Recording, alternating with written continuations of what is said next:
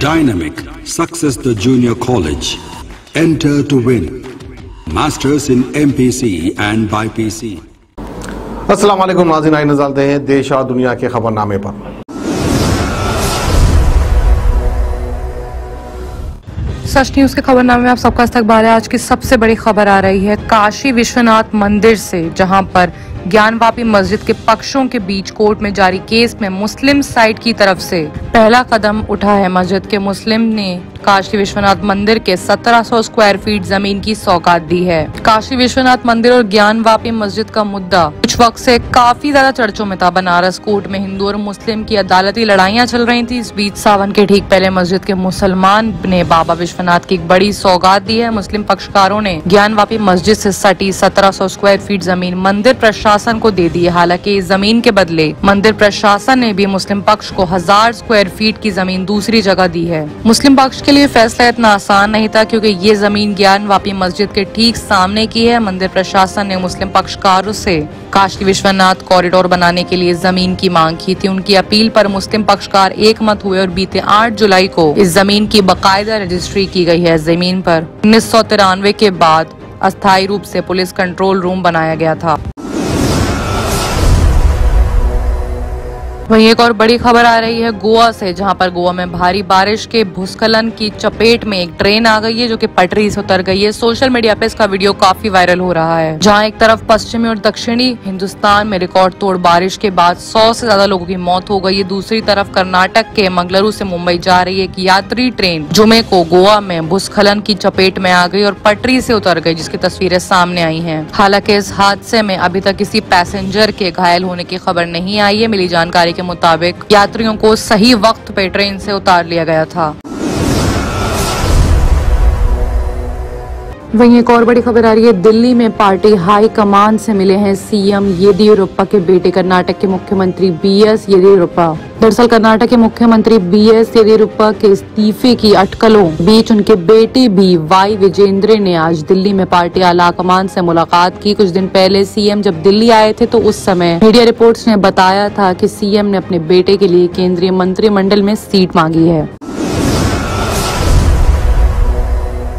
एक और हैरत अंगेज खबर भी दिल्ली से आ रही है। दिल्ली के एयरपोर्ट पर गोल्ड तस्करी का भांडाफोड़ के 7 लोगों को अरेस्ट कर लिया गया है। दिल्ली एयरपोर्ट कस्टम्स ने सोने की तस्करी करने वाले एक रैकेट का भी भांडाफोड़ दिया है। इसमें एयरलाइन के 4 वर्कर समेत 7 लोगों को गिरफ्तार किया गया है। सिंडिकेट तस्करी किए गए सोने की कीमत 72 लाख रुपए से ज्यादा है। वहीं अगली बड़ी खबर आ रही है पंजाब से। पंजाब के बाद अब राजस्थान कांग्रेस में हलचल तेज हो चुकी है। वेणुगोपाल जयपुर पहुंच चुके हैं। कांग्रेस की पंजाब इकाई का विवाद सुलझाने के बाद अब राजस्थान कांग्रेस में हलचल तेज हो रही है। पार्टी के संगठन महासचिव केसी वेणुगोपाल जुमे को जयपुर पहुंच रहे हैं। सोर्सेज ने ये भी बताया कि पार्टी के राजस्थान प्रभारी अजय माकन भी जयपुर पहुँच सकते हैं। मंत्रिमंडल में फेरबदल और अटकलों के बीच कांग्रेस के दोनों नेता राजस्थान पहुँच रहे हैं। माना जा रहा है कि अशोक गहलोत मंत्रिमंडल में फेरबदल और विस्तार इसी महीने होने की आशंका है।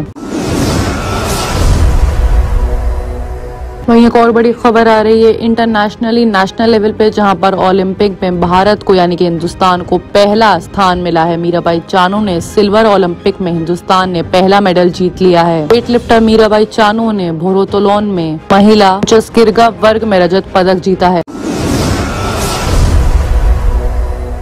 एक और बड़ी हैरत अंगेज खबर तमिलनाडु से आ रही है, जहां पर जनरेटर से निकले धुएं से 2 लोगों की मौत हो चुकी है। तमिलनाडु के उधमगंडलम में बिजली के जनरेटर से निकले धुएं की वजह से 2 लोगों की मौत हो गई है। गांव में रात भर बिजली नहीं रहने की वजह से लोगों ने यहां पर जनरेटर चलाया था। पुलिस ने जुमे को ये जानकारी दी। मामले में 3 और लोग भी सरकारी अस्पताल में भर्ती हैं, क्योंकि वो घायल हो चुके थे।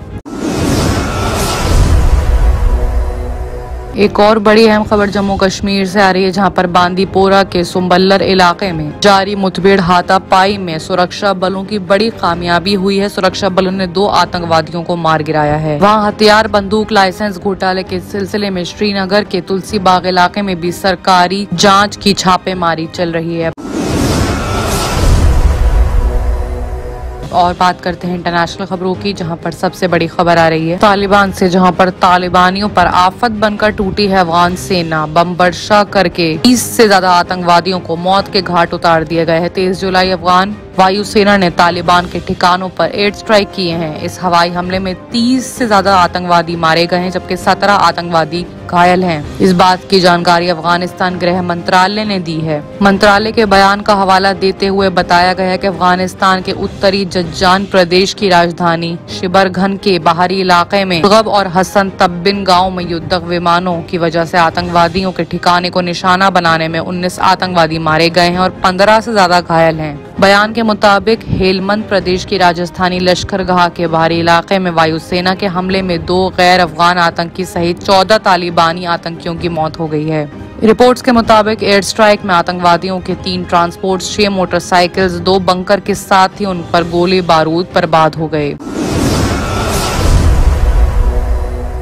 एक और बड़ी और अहम खबर पाकिस्तान से आ रही है, जहां पर पाकिस्तान में कोरोना वैक्सीन ना लगवाने वालों की सिम बंद करवा दी जाएगी। सरकारी कर्मचारियों का सैलरी रोक दिया जाएगा। पाकिस्तान से सिंध सूबे की सरकार ने वैक्सीन ना लगवाने वाले लोगों के मोबाइल सिम को बंद करने का ऐलान करा है। इतना ही नहीं, जिन सरकारी हेल्थ वर्कर्स या वर्कर्स ने वैक्सीन नहीं लगवाई है, उनकी सैलरी रोक दी जाएगी। सिंध में कोरोना के बढ़ते खतरे को देखते हुए राज्य सरकार ने शादी, विवाह, धार्मिक कार्यक्रमों पर रोक लगा दी है। तमाम लोगों को 1 हफ्ते का वक्त मिला है। 1 हफ्ते के अंदर अगर कोरोना की वैक्सीन नहीं लगवाएंगे तो मोबाइल फोन के सिम बंद कर दिए जाएंगे। इस मामले में सीएम मुराद अली शाह ने राज्य के वित्त सचिव को सिंध के अटॉर्नी जनरल से कनेक्ट करने को कहा है। इस फैसले में किराना स्टोर, बेकरी और फार्मेसी को शामिल नहीं किया गया है।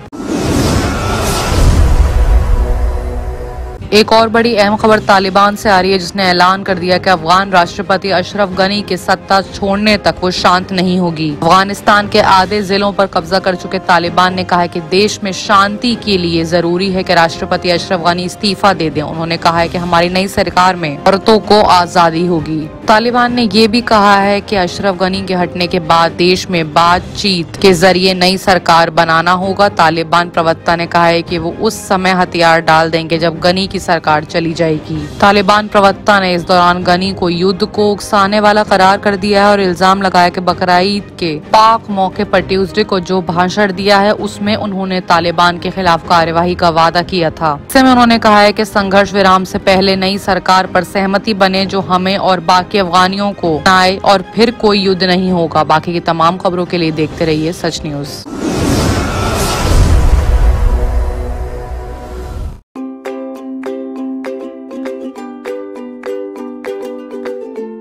Every child's success story starts here, like a multifaceted diamond. Every student who steps into Success School shines with brilliance, sculptured by teachers polished to perfection. If opportunity does not knock, I will build a door. To us, success comes in cans, not in can'ts. Success is falling 9 times, getting up 10. Some people dream of success, others put their heart and soul into working for it.